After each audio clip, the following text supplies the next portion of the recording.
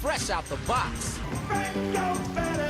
Fresh California plums. Hello and welcome to another episode of Fresh Film Fridays, the podcast where two dudes pick the newest movies that are streaming or in theaters and discuss them. This week we are talking about 2021's Antlers, which was directed by Scott Cooper. I am your co-host Alec. I'm Justin, and today we have with us special guest Geoffrey Calhoun from the Successful Screenwriter Podcast. How you doing? Hey man, thanks for having me on. This is awesome. Yeah. Thanks for coming. Yeah, so this is another horror movie, Justin. I noticed we've been doing kind of like back-to-backs with Nightmare Alley and this one. Kind of out of season, too. How are you feeling about all these horror films? Well, I gave Jeff the pick, and he... So Jeff, why'd you pick this one? Oh. I really liked the poster. It's a cool poster. It is pretty cool. I was visually intrigued. Yeah, it's like a little boy with just he's holding his face, and there's just like antlers creepily just enclosing him in a tomb of them. It's pretty good. Yeah, I mean, this didn't get the highest rated. It got a 5.9 on IMDb, which okay. I don't know why I prefer IMDb. I just always go to that. I've seen it on Hulu in passing, and I'm like, I'm gonna watch it one day. So I'm happy you picked it. How'd you guys like it? Go for it, Jeffrey. Yeah, what'd you think? I actually really enjoyed it. I think one of the reasons why it could have been rated so low is that this is a slow burn horror film, and that can sometimes not resonate well with audiences that, they want to get in there, they want to have the blood and guts, but this film really builds that slow tension, and it has such beautiful cinematography, but it really does kind of lock you into this long haul of the narrative. But I enjoyed it. No, I liked it a lot too. And you mentioning the cinematography, I don't know. I know, Justin, you're not, but have you ever seen Twin Peaks, Jeffrey? No, I didn't actually get into Twin Peaks, but I'm familiar with it. Okay. This reminded me because that takes place in Washington. This takes place in Oregon or Washington? I can't remember. Oregon.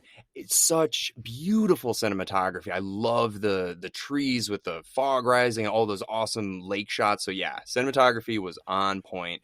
Acting also, Jesse Plemmons. This guy is like in everything now. I love him. So yeah, man, good to see him with a mustache. So he's getting a little variety. Overall, yeah, slow burn for sure. Pretty good CGI. Pretty quick movie in and out. I don't know. I liked it. I think it actually deserves more than a 5.9, but I'm sure we'll get to that at the end, Justin. Oh yeah, and I know we probably should have done this 2 minutes ago, but I literally forget every time. Jeffrey, do you want to tell us and the listeners about your podcast, what you do, and then I'll touch up with some of the stuff I listened about yours. Oh, absolutely. Thanks for that. So the Successful Screenwriter Podcast is hosted by me. I interview filmmakers, screenwriters, directors that have made it in the industry and found success. And then we talk about their particular unique way of finding success, any kind of knowledge nuggets that they can deliver out there for filmmakers and screenwriters out there. I myself am a teacher. I instructed as well.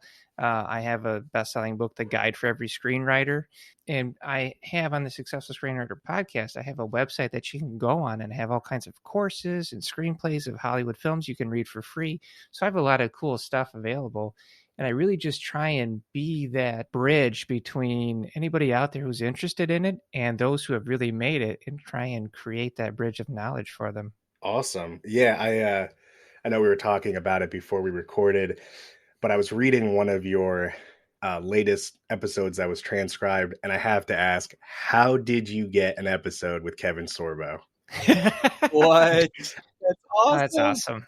I saw that and I was like, how did you get Hercules on your show, dude? I'm just tenacious, man. I'll if I find somebody and I really want to have them on the show, I will do any way I can do it. And not in a stalkery sort of way, but it could be kind of borderline on that. Like I'll find their manager, I'll find their agent, I'll see if I can hook up with them on Facebook or any of the social medias and really just reach out to them. And I will query them the show and be like, listen, this is going to be great. And I've just been fortunate that people come on and do the show. I mean, and I'll even watch a movie. I'll watch a film on Netflix and be like, this is amazing. I need to get the filmmaker on this show. And I'll do that. I'll reach out to them and they'll come on. I mean, I got Travis Malloy who did Pandorum, and he came on the show and he talked about it. And he talked about Infinite Chamber, which is like today still one of my biggest hits on YouTube. So, I mean, like I've gotten some great filmmakers. That's so cool. I mean, that's one of the good things about like Twitter and I guess just the internet in general is like everybody is more accessible and like people want to talk about their movies. They don't want to have to go on Jimmy Fallon just to talk about their movie. Like they'll talk to anybody, and especially if you have such a passion, you love their stuff, and I think that's really cool what you're doing. Oh, thanks. Yeah, I mean, the last episode I had on Ian Shore, who wrote Infinite on Paramount Plus. He came on and we talked about it, and he was happy to, and I found him on Twitter. Yeah, it's amazing, the connections. Like, that's actually a really good idea you have on reaching out to people's managers and stuff. We had Rob Ciano, the director of Shimmer, an indie horror film. Awesome. His like publicist reached out to us, and that was super cool. And then we had Chad Ridgely, who's an actor and producer, come on the show about some of his movies. And I was just like blown away. I was like, famous people like are reaching out to us. I know, it's so crazy. Yeah, like when you get those publicists calling you, or they're like, I have a publicist that pitches to me writers that he wants on the show. And he pitched to me like screenwriting gurus that I was reading like 10 years ago, learning about. And they're like, we want to have him on your show. And I'm like, yes. You know, like it's amazing. Yeah. Damn. So you said you're like a teacher, like at a school as well, or? I've taught at Screenwriting University, which was run by Writer's Digest. I taught a course on there. I teach my own courses. I have courses available that people can download from Indie Film Hustle. So you can actually go on Indie Film Hustle and you can actually download a few of my courses from him. So yeah, I'm a screenwriting instructor as well. Damn. That's so awesome. I love writing. I used to write a lot when I was younger, and I got to get back into it. But it's such a cool thing, and it's like the most necessary thing in a film. I've always felt that though, because you can replace actors, you can replace directors, but like that idea has to be there. No, every year an actor, right? So every actor wants to be a writer eventually. But I always look at writing as an invitation, right? When you write a really good screenplay, it should read like an invitation to whoever's reading it, saying, yeah, I need to be part of this. Yeah. Alec, you're like, I used to write when I was younger, but now they're like, I don't read too good. Dude, I'm going to be dead serious. So I looked at my handwriting. It is so bad. Yeah, I remember your handwriting from high school, and it was like if you put like it in a chicken claw, like that's what it looked like. It's so bad. But anyways. Yeah, that was a very entertaining background you have there. But let's get back to Antlers if everyone's ready. Yeah. So I really liked it. One thing I wanted to mention, I didn't write in my notes. We never found out what happened to, I guess, the original antler monster that attacked the dad, right? Right. Yeah. Like, what happened to it, do you think? Well, based on kind of the lore, spoilers for anybody watching or listening. So based on the lore, it sounds like there's only one Wendigo at a time. And the guy had a gun and he was firing off shots. And they had moved past the protective boundary of those bags. So I believe the assumption is that he killed that one. And so that then it was inheriting the new host of the little boy's body. So it just moves from person. Yeah. Yeah. That's what I think. It moves from person to person. Oh, dude, speaking of the lore, I love how this movie, like, it's super stereotypical, but how they put like a Native American in there, the old chief, and he like told the story of his people, and he took out like this ancient book where he was like, this is real, like it's passed down from generation.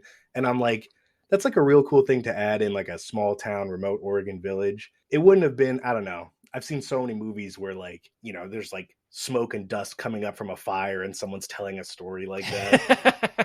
I was like, it was perfect when I saw it. Well, he was the ex-police chief too. So like he, you know, like he's obviously in touch with modern technology and stuff like that, but he also holds on to his roots. Yeah, no, it was a Wendigo, right? We don't really get a lot of Wendigo movies. Right, and that's a Native American myth or folklore. So you got to bring in a character that somehow is connected to that. So I think working it into the former police chief, I think it's good. It solves any of the older tropes that they could have used. Right.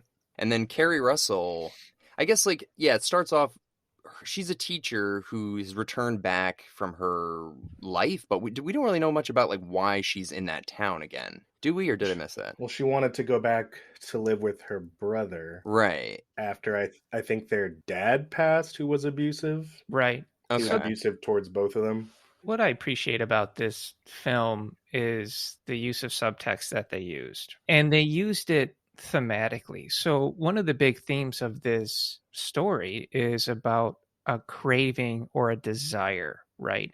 And it could be a good desire, or it could be a bad desire. Like she desires to fix up her life, right? Her brother, the cop, desires to have a relationship with his sister because she abandoned him, right? Mm. The little boy desires love from his father, right? But then those are all crossed with the fact that she's a recovering alcoholic. Yeah. Right? He's a terrible cop. And the little boy is feeding people to his dad.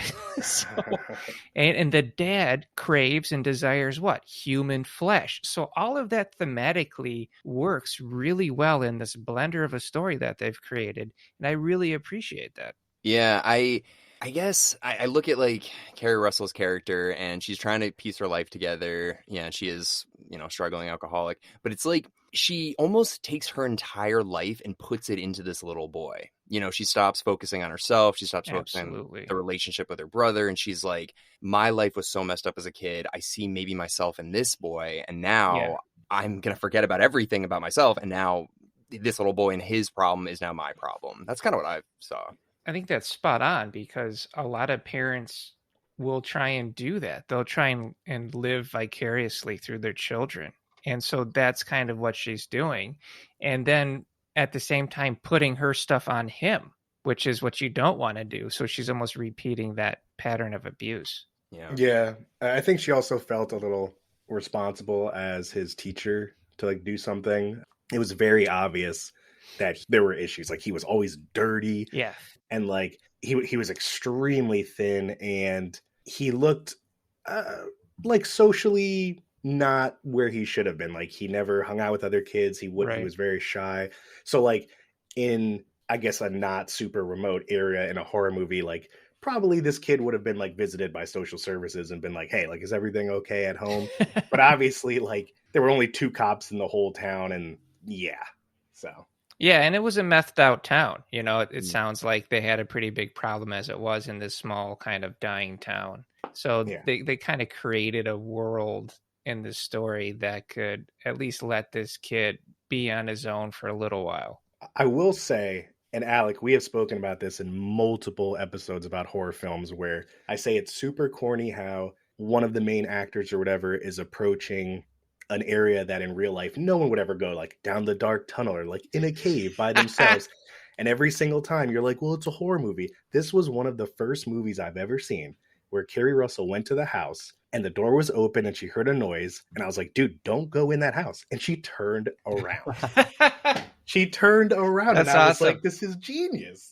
Well, It's yeah, good. she did. I mean, she completely goes back on that later in the cave or whatever. But I'm glad that one time.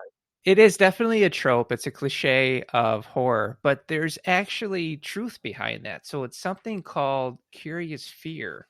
And that is actually transcends species. They've done studies on it. Temple Grandin did it. If you guys know who that is, the autistic cattle rancher, and did experiments showing that even cows will have this kind of curious fear, and that even humans do as well. So it is a trope, and we're all sitting back and we're going, "Don't go in there," but it makes sense. Like, yeah, you're gonna kind of try and figure out. Now, if you're the principal of the school, right, and you're going up to the second floor and you see blood on the wall. Oh my god. Dude. At that point I'd be like, yeah, I don't know about this.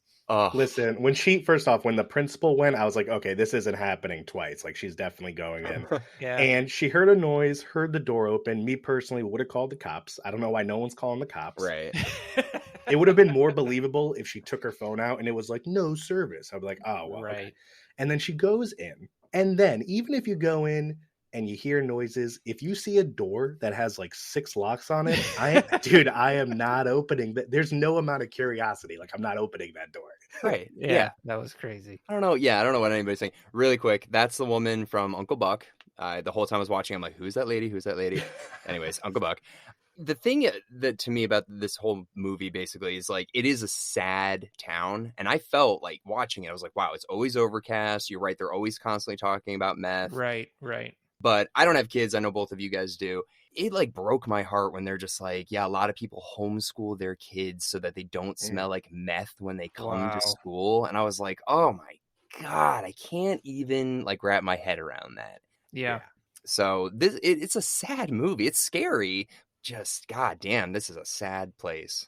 Yeah, and they're hitting on some truth there. I mean, these things really happen, and so they're using horror to kind of shed a light on some social issues. And I think using horror, using sci-fi, allows you to do that without being too preachy. Yeah, that's a good point. It's like you're paying attention to the antler demon, but it's really about love and about loving your dad no matter who he is. Right. And your dad loving you even though he's super infected with this crazy demon and he's putting locks on the door even though he's trying to eat you, Yeah. Oh, yeah. That was like a werewolf movie scene where he's just like, don't come in here no matter what I do. But he it was powerful. Yeah, still had the ability to really put in a good lock though. Good for him.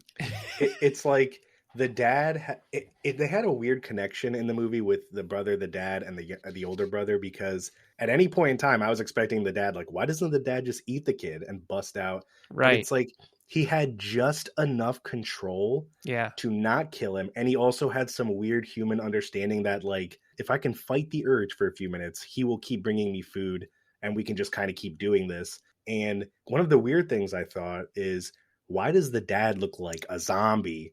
And his chest is all red, and he's like, but the younger brother kind of just looks like a little messed up. Why do you guys think that is? Well, looking at if the Wendigo is leaping, right? So the dad is morphing, he's changing, it's growing within him.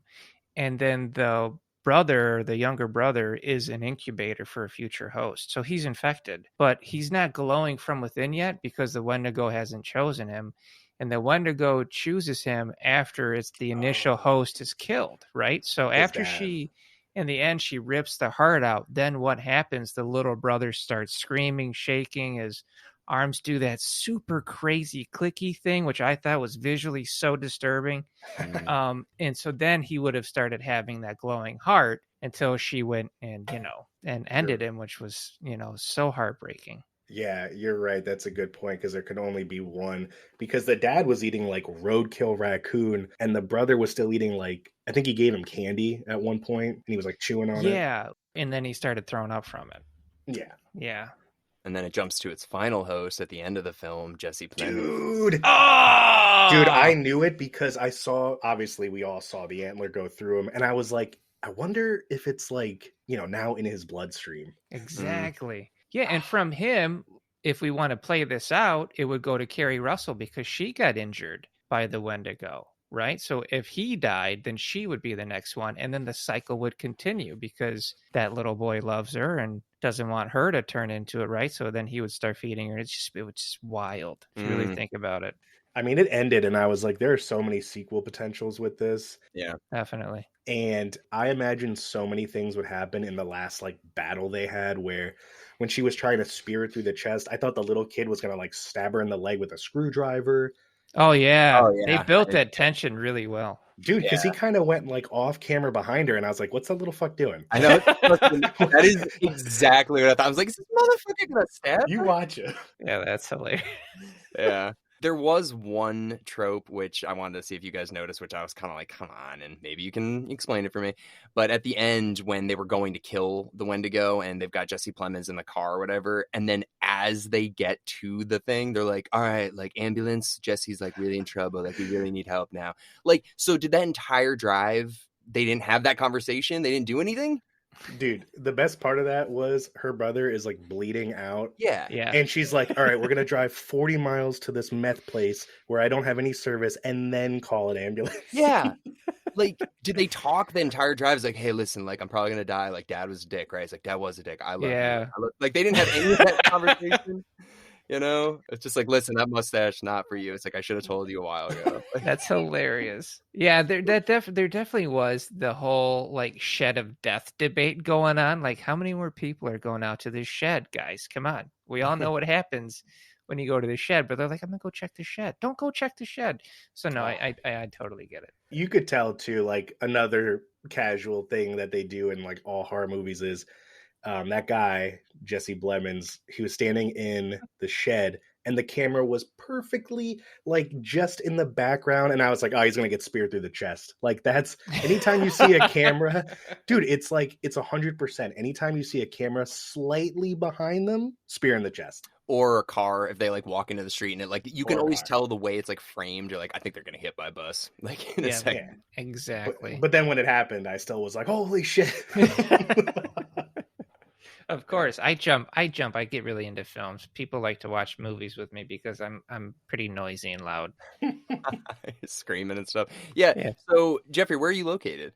I'm in the Detroit area. How about you guys? Oh, okay. Justin is in Connecticut, and I'm out in Los Angeles. We're both from Connecticut, but Alec moved to LA. So. Awesome. Good stuff. But yeah, so I wanted to know like if there's any legends or whatever in your area, if there's something like that, like a Wendigo kind of thing.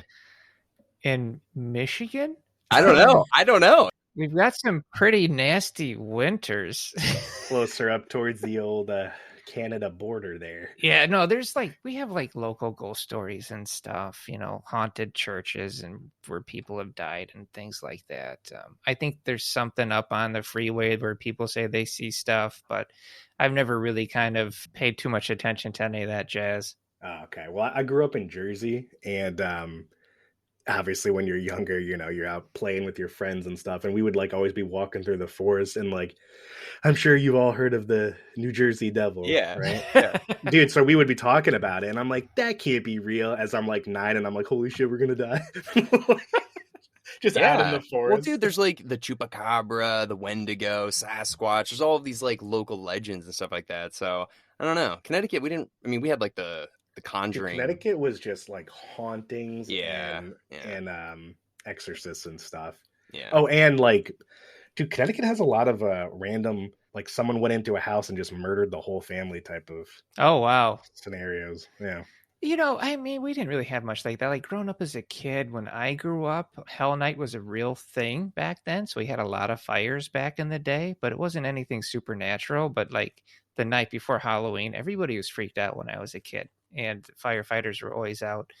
I mean, outside of that, growing up as a kid, I'd say I had a bigger fear of quicksand than I should have living in Michigan. Oh, quicksand. Oh. Yeah, but outside of that, I think we're, pretty good. Interesting. Yeah. I have heard Hell Night is like, I think that's more of a Michigan thing, actually. I've heard other people in Michigan say that. Yeah. Interesting. Yeah. Do you guys have any other thoughts on the film? I really enjoyed it. I mean, it pulled me into it. Carrie Russell was amazing. I just love seeing her on screen. That little boy can play creepy so well. I mean, it's so impressive. If you look at his picture on IMDb, he kind of looks like the kid from Stranger Things with the glasses. Oh yeah. Okay. You know what I'm talking about? Yeah, without the front teeth, right? Yeah. Great acting though. This kid was terrifying. Oh, dude, he's one of those kids. Like, if you saw him in real life, like not around people, like you were just walking and he was there, I'd be like, all right, what's going on? This little kid, dude. Speaking of little kids, the bully got mauled. Oh man, you could tell like he knew it was his dad, and he immediately stepped back. Yeah. Immediately, I was like, he knows, dude. This thing's about. I wonder though, do you think his dad, as the fully formed Wendigo, had any control? Well, he didn't kill him, right? When he was the Wendigo, he took him and his little brother down to the cave. Yeah, he had enough, Justin. Like it was kind of like probably like this like primal paternal like that is my kin kind of thing. Yeah. Or it could have been because they would have been the next hosts. Exactly. Mm-hmm. Yeah, I mean, I've seen a lot of Wendigo films, and I would arguably say this is probably one of my favorite. Wendigo films can usually be pretty cheesy, or the creature just doesn't look scary; it looks goofy. But this one was solid. They showed just enough of it and kept just enough of it hidden that you're like, what is going on? That's the right spot. Yeah, I have not seen any other movies featuring this type of creature. Me neither. Oh, really? Yeah. No. Oh, yeah, they're out there, man. Yeah, I'm imagining they're kind of like more straight to DVD sort of stuff. Yeah, right? yeah, definitely some low budget ones. But there was one, geez, I really can't remember the name of it now, where they're stranded and one becomes a cannibal Wendigo, but he doesn't actually shapeshift. He just like starts eating the other people. Okay. Yeah, I Googled it, and it says it's a mythological creature or evil spirit that originated on the East Coast forests of Canada. Huh. So I guess it's not it's an East Coast thing. Why is it over there in Oregon? What the hell is he doing? Yeah, he flew out. He did what I did. He's like, I'm gonna check out the West Coast. That's awesome. The movie I was thinking about was Ravenous. That was one. Oh, I feel like I've heard of that. Well, I looked up the director. He's had pretty diverse, like, just style of films. He made Crazy Heart. I don't know if you guys remember that movie with Jeff Bridges, where he's like the drunk. Oh, like, wow. leader. Yeah. Yeah, that was a fucking good movie, and he won Best Actor for that. That was solid. But then since then, he made Black Mass. Remember that one? The Johnny Depp, Whitey Bulger, like gangster movie. I remember that one. Yeah. Yeah, and then this. So you're like, he's playing around with genre. Yeah, so that's like good for him, and he's fairly young. He's 51 still, so he's probably just kind of getting into it. But I'm excited to see if he makes any more horror films because I like this. Didn't blow me away, but it was pretty good. No, I agree. The Ravenous movie, I'm looking at it, that came out in 1999, has a ton of famous people. Guy Pearce. It has David Arquette in it. Yeah. And it has Neil McDonough. I see that guy in everything. Yeah. No, it's pretty good. It's definitely worth checking out. This looks sick. I feel really good about this. I feel like I just added to your cinema experience. Well, dude, I'm reading the description, and it's in a remote military outpost in the 19th century. This guy's regiment embarks on a rescue mission, and they get him. Dude, if you listen to any of my prior episodes of me talking about favorite types of movies, it doesn't matter how low budget it is. You put like an elite military unit in a situation with a monster, and it's monster, zombies, ghosts. I'm going to love it. Oh, you're going to like that film then. Yeah. All right, well, we could always do it, Justin. I'm always down. Yeah.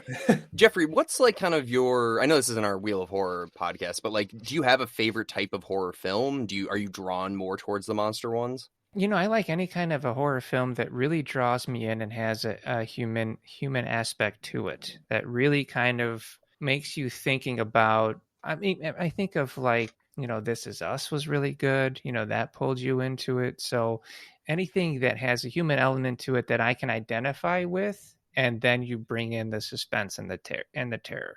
Do you mean Us or which film? Yeah. Us. Oh, okay. You said This Is Us. Did I say This Is Us? That's a whole different type of horror.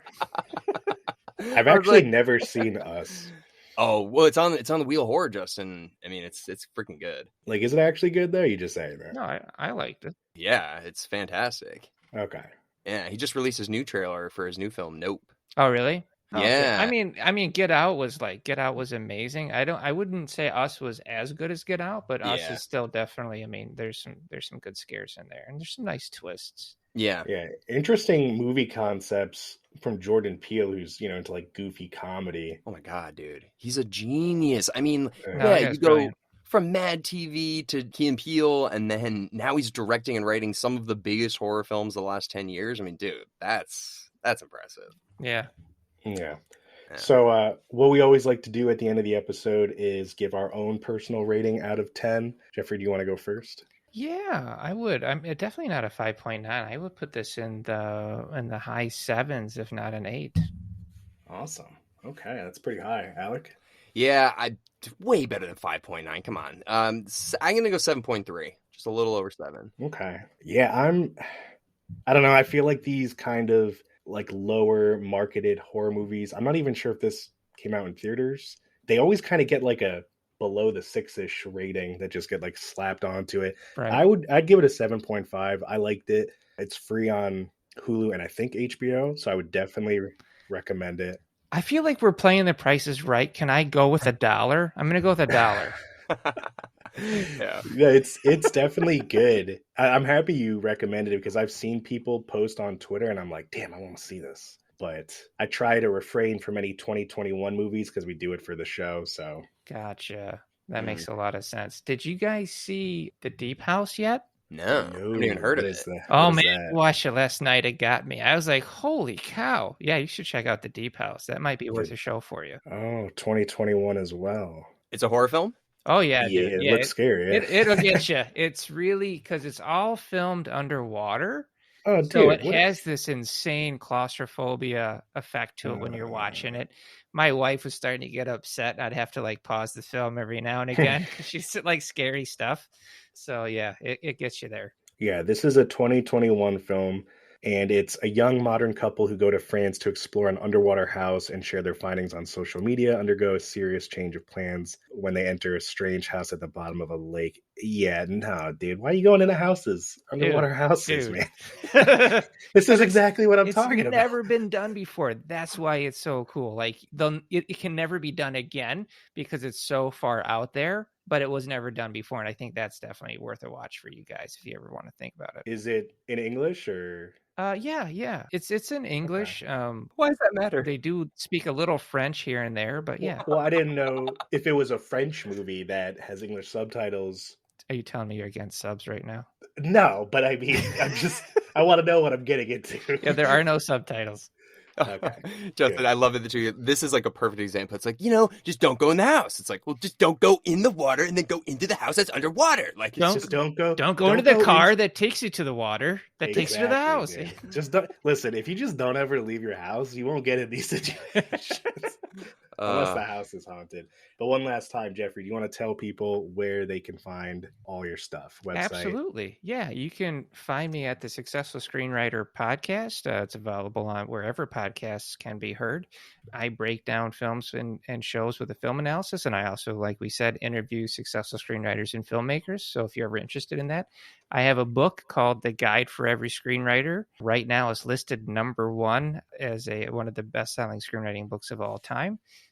And that's on the Book Authority, so I'm very honored for that. Hey. And you can always go to thesuccessfulscreenwriter.com to find all the great stuff we offer. Awesome. That's awesome. Well, Geoffrey, thank you so much. If you guys haven't had a chance, we had our episode on Jennifer's Body come out on Monday. We also had Massacre on Aisle 12 that came out on Wednesday with Chad Ridgely.